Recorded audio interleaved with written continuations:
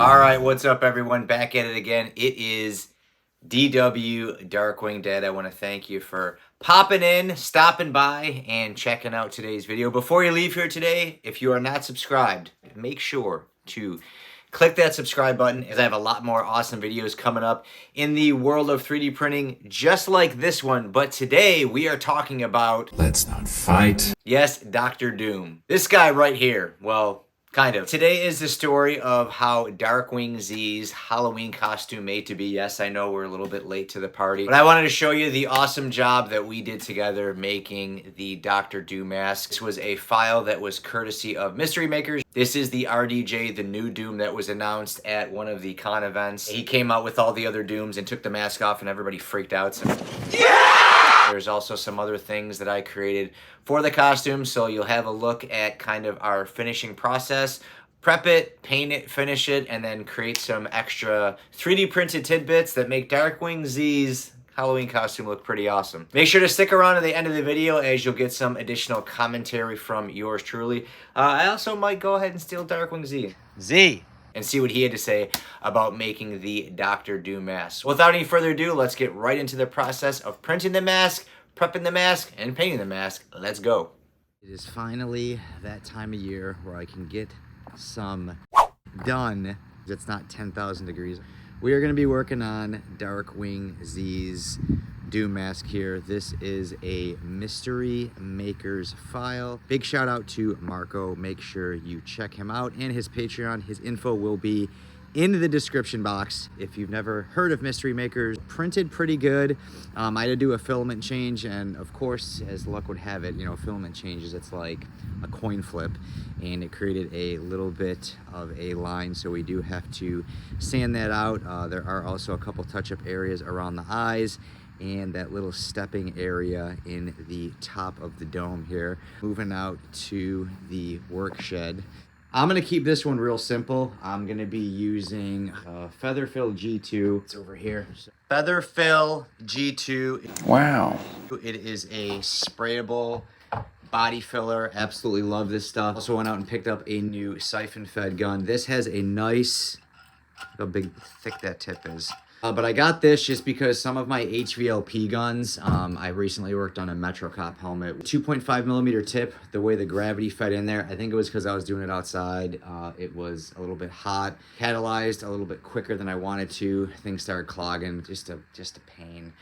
So with the siphon, you don't really run into that as much. Just got to make sure your pressure from your compressor is on key. Really just going to kind of sand these areas and get the blemishes kind of knocked down, and then pretty much just leave the rest of it and let the Featherfill G2 fill it in. I'll end up doing a light sand on this, and then we're gonna go right into filler primer. So you will see some cameos from Darkwing Z. If you guys remember, he did that Moon Knight mask. It came out pretty awesome, so I expect nothing less than awesomeness from this and that man right there. So let me get everything set up. Let me start sanding, start spraying, check out these time lapses, get this party started. Let's go. So a quick prep is really all that this mask needs. I went over the area where the filament change occurred, causing that line, some of the areas over the eyes, and then the stepping on the top of the dome. Hit it with 80 grit, and then went over it with 220. Got everything nice and smooth. Didn't take too long, maybe about 15 minutes or so. After all those areas were nice and smooth and cleaned up, I'm also just gonna go over the mouth area here. There's a little bit of debris and a little bit of sagging where there's no supports on the mouth area. So I'm just gonna take a file and then probably just take maybe some 220 or 320 and fold it in between those crevices there and smooth it out. So I'll do a quick touch up of those areas and we'll move on to Featherfill. So mixing up the Featherfill G2. I really like this because it is a little bit thinner than the slick sand. The slick sand definitely goes on a lot thicker, so a lot of the times you don't have to reduce it with acetone. It's here if I need it. I will need it to clean the gun.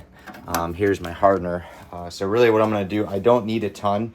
I have my mask, you can kind of see right here. I'm gonna mix this stuff up with one of these mixing sticks here. So I'll go ahead and just make sure nothing's settled at the bottom, which it actually feels pretty good. But you can see it's still got some consistency to it. That's why you really want a thicker spray gun when you're doing this, something 2.5 millimeters.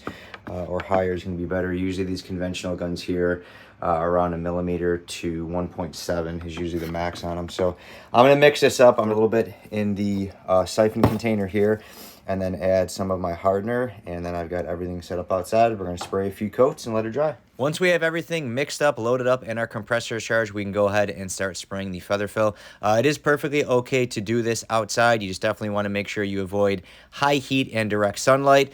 You're really only going to need about 2 to 3 coats. This stuff does come out a little bit thick. With that being said, don't apply it too thick, especially if you have a mask with a lot of detail like this one. You don't want to fill in any of that detail. So once you've got some nice even coats, you can check over your work and see how it looks. I think this guy's pretty much set, so let's clean everything up and take a peek. Just got done spraying the mask. I've got the man, the myth, the legend here. He's gonna check out his mask and see what he thinks. So here he is, Darkwing Z. Only downside to doing this outdoors is you can probably already see all the bugs flying around. So we do have a little bit of trash, but you're gonna sand this anyways, right? Yeah. So yes. He wants to sand this, so he's gonna do a little bit of sanding. But you can see how much the Featherfill G2 has filled in. I didn't sand any of the top, the note. It was literally just where that line was. And you can see a little bit right there. I didn't really sand because I couldn't tell, and I didn't want to mess up the integrity of the dimples there. So we're going to sand those after the fact. Of course, we've got a visitor here. He always likes to come and run into things. But overall, a good job. This area here had this really, really bad stepping, and we did sand that, and now you can see it is completely gone. So other than some of the trash that got knocked in here just because we were spraying it outside, you can do a tent, but you got to have a bigger tent. My tent is a little bit smaller. I just like to do my little makeshift box here. Very, very important though, if you are doing this product, make sure you clean your gun immediately after you spray your helmet. So what I did is I took some acetone and some denaturated alcohol and got the majority of it out of the bottom. You can get the top if you want, but it's rare that you're going to fill it up that high. This is only going to be used for the Featherfill G2 or slick sand, so I know I'm only putting maybe a half in, so it's cleaned most of the way. And you can always scrub this after the fact, but take your gun apart. Okay, so this piece here meets up with here and then goes into the siphon feed. Make sure you open that, clean it with acetone. I got acetone in a rag, cleaned all that out. Make sure all that is clean in here. And then this is the feeding apparatus. Make sure all that is clean. You can see it's completely cleaned out. The tip, you can see that there's nothing obstructing it. If you let this stuff sit in here and build up, you're gonna waste the gun. You can even go as far as taking this apart if you want to after you're done. There's no shame in that, and cleaning this out. But usually as long as you get that tip in there, work a Q-tip, or even if, you know, folks out there who have guns, you can get a gun cleaning kit and clean all that out. I like leaving it hooked up so I can get some air blowing through there while I'm cleaning it. But definitely clean your gun immediately after you do that. You can see I was spraying the acetone and the denaturated alcohol to help get that out. My wife is gonna love what I did to the yard. It's okay. We got to cut the grass, so it doesn't matter. It dries 1 to 2 hours. It's a little bit warm. Once it gets the initial kind of curing process, I like to put it in the sun. We got a little bit of sun here, you can see. So sun always helps. Careful, because we're dealing with plastic. We don't want it to warp or anything like that. But looking pretty good. We're going to have to do some touch-ups with sanding, but really not a ton. It's going to be more meticulous stuff here and there. So we're going to get this guy sanded and get a coat of sandable primer on, and then you can start doing your black base. Halloween's just around the corner. We got to get this wrapped up, right? We also got to get the strap for the back. Oh, the strap will be easy. I'll show you how to do that. So let this guy dry. Do some sanding today. All right, let's go. So moving on, we did a quick touch-up sand using 320 and 400 or some of those trouble areas. Any of the areas we sanded, we just hit real quick with some filler primer just to potentially get rid of some of those sanding scratches that might occur. After that, Darkwing Z did a full sand on the mask doing 320 and 400. Came out looking pretty awesome. Let's see how he did. How's it look? Good. Do you think it's done, or do I need to check it? Check it. We're going to check this over, and then once it passes the DW certification, we're going to get our final coat of primer on there. See how it looks, all right? So once the mascot Darkwing Z's seal of approval, we went ahead and did a coat of primer. Here we're just using some self-etching primer. One, this is a little bit of practice for him, but two, it's going to really help lock in that black base coat and help that top silver metallic coat really pop. You can see here, looks really awesome, nice and smooth. Everything looks uniform, no bumps. It's definitely ready for top coat. Here, we added the Krylon Dark Metal Metallic. This is also a paint that I've used on many Mandalorian helmets. It does have a metallic pop to it. Looks really cool. He wanted more of a darker, kind of evil looking Dr. Doom, which is exactly what Dr. Doom is. So once we got the clear coat on and everything dried, we went ahead and put the adjustable strap on. I do have a tutorial for that too. I will leave the link in the description. But looking at Doom's gear here, you can see the cloak. That looks awesome. The mask nice and dried, ready to go. Here, these are just some accessory pieces I designed and printed. These are just raw printed in some silk PLA+. I put some magnets on the back. Those just kind of stuck to his shirt. And then just a little Doom belt buckle, and just use some purse magnets here that acted as the belt for Doom. And how did it look when it all came together? Well, you tell me. Here he is, Darkwing Z as Dr. Doom himself, looking pretty awesome with his Dr. Doom pumpkin as well.